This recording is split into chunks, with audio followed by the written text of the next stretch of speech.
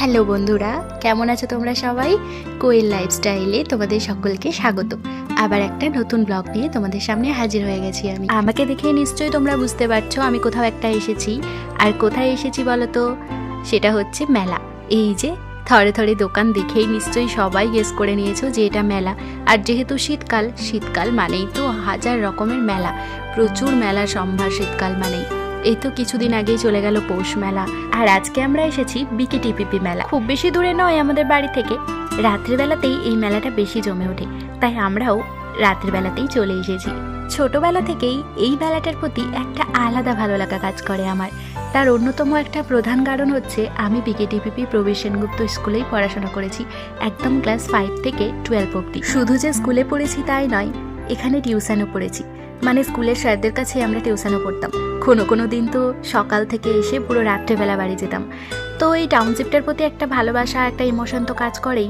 আর টাউনশিপের মেলাটাও আমাদের ভালোবাসার ইমোশনেরই জায়গা। সেই মেলার বাঁশ পড়া থেকে শুরু করে ভাঙা মেলা অবধি পুরোটারই সাক্ষী থাকতাম আমরা সকলে। মেলাটা যেহেতু রাতের মেলা, তাই অনেক রাত অবধি মেলা চালু থাকতো। আর সকালবেলা কিন্তু মেলা খুলতো না। সকালবেলা মেলার লোকজনগুলো সবাই ঘুমাতো, মানে যারা মেলাতে দোকান দিয়েছে তারা সবাই অনেক বেলা অবধি ঘুমাতো।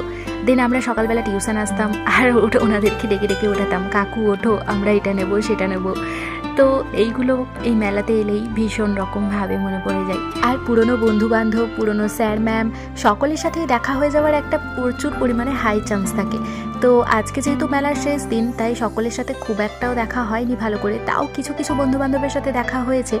আর পুরনো জায়গা, পুরনো বন্ধুবান্ধব, পুরনো স্যার ম্যাম সব মিলিয়ে মেলাটা পুরো জমজমাট হয়ে ওঠে আমাদের কাছে, বিশেষ করে আমার কাছে তো বটে। তো তারপরেই আমরা চলে এসেছি একটু মেলার দিকে। আর এই যে পুচকে ভাই এই যে বলছে ও এম করে নাকি এই বেলুনগুলো ফাটাবে।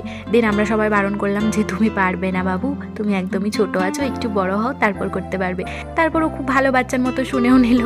দেন আমরা আর একটু মেলার দিকে এলাম। আর মেলা এলেই যেটা হচ্ছে প্রথম আমাদের আকর্ষণ সেটা হচ্ছে খাওয়া দাওয়া। তো মেলায় গিয়ে প্রথমেই আমরা যেটার উপর হামলে পড়েছি সেটা হচ্ছে ডিম ঘুগনি। তো ডিম ঘুগনি খেয়ে নিলাম, বাট আমি না শুধু ডিম ঘুগনিতে আমার মন ভরাতে পারলাম না।